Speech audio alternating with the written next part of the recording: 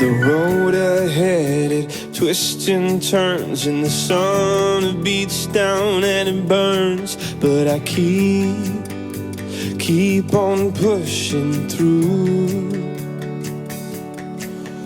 And every step quicker than the last, my feet tread down this beaten path. Well, it's foggy and 54 degrees this morning. A little chilly for my taste, but I'll take it. It's also light misting, but it's not raining. And so I got started walking at 6:30 in the morning. I'm gonna see if I can get some miles in today. I need to kind of, I don't know, I don't need to do anything, but I'm gonna try to see if I can make it to Broadwater. That's kind of my goal for today. Maybe I'll get into an area where I can load up some videos and stuff pretty soon. And I'll keep making these things, but can't load them, so I don't know what good it's doing. But anyhow, bye-bye Oshkosh. Here I go down the road.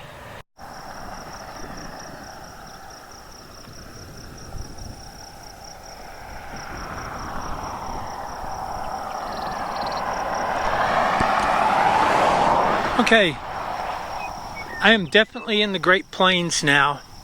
When the pioneers came through here, there were buffaloes and everything by the hundreds of thousands. And if you really stop and think about it, there's a huge ecosystem been kind of lost with all of this. That, you know, at one time there were hundreds of thousands of buffaloes walking the Great Plains, and mixed in amongst them was probably deer and antelope and everything else. And on the outskirts of the big herds there would have been wolf packs and bears and mountain lions or cougars and stuff like that that preyed on the wheat. And this is kind of like our own version of the African savanna.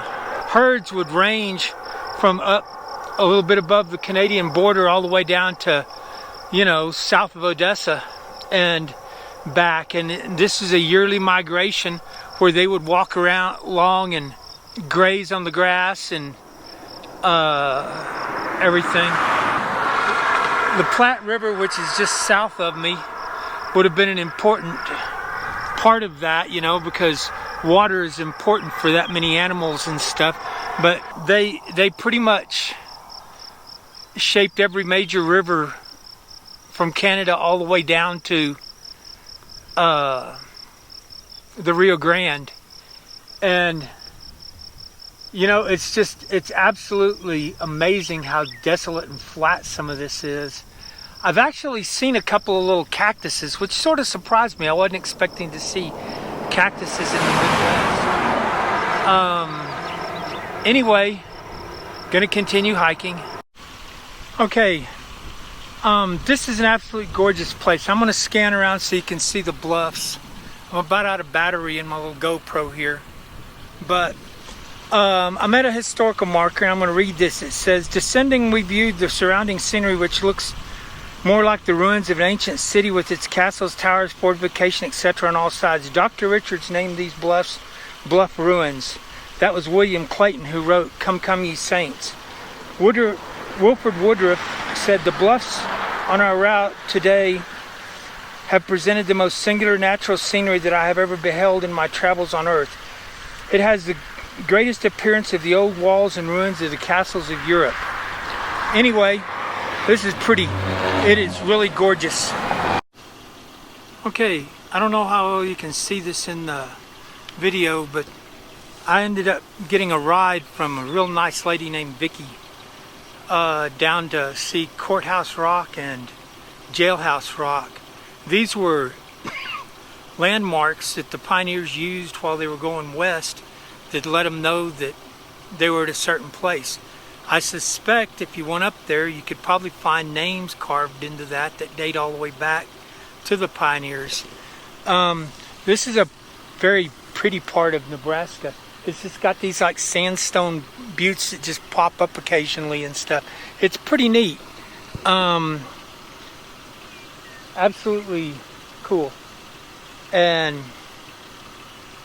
You know, looks like there's some rain off back in the background. Surprise, surprise. Okay, I'm laying in my tent. And what a beautiful day. I'm in a cottonwood grove at Lake Bridgeport. I don't know where I am. Bridgeport. And I kind of jumped a little bit ahead here. I turned down 2 or 3 rides this morning. I made about 20 miles and oh my gosh, my foot started hurting so bad. And that seems to be about the limit of my stretch. If I do 20 miles, I'm okay. If I do any more than that, it starts hurting. And anyway, I'd turned down several rides because people, always stop and do you need a lift? And this lady, Vicky, stopped and I don't know, I felt compelled to jump in, and she's doing surveys for an oversized load company and just doing route surveys. And anyway, we got to talking, and she was a member of the church at one time, and she, one thing or another is not now. And she said, though, that she remembered when she got baptized and then received the Holy Spirit, that's probably the neatest thing she's ever felt. And anyway, she was super nice, gave me a lift out to Chimney Rock. I wouldn't have made it to Chimney Rock. It's about 8 miles south of town to go out there and see the thing. And I'm not making a 16-mile round trip just to go take some pictures of a rock. However, with a lift, I went out there and saw the thing and got some good pictures. She took me on into Bridgeport. Honestly, this is a little further than I intended to go today.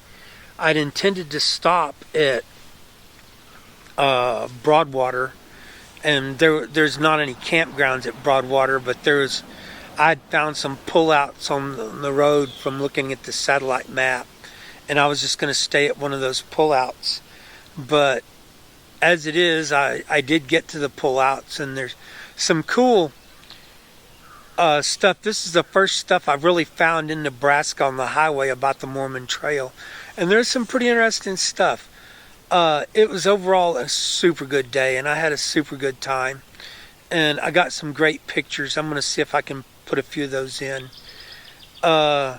Did not have to hike in the rain. It was drizzling this morning when I started and foggy, but after that blew off, I hadn't had to hike in the rain. And honest, from the looks of the weather map, I may not get any rain tonight, which would be a great experience. The park I'm in, I'll show some clips of it tomorrow. It's absolutely beautiful. I'm so envious of some of the scenery in the Midwest. It's pretty neat, Super friendly people, super pretty scenery. I hate rain.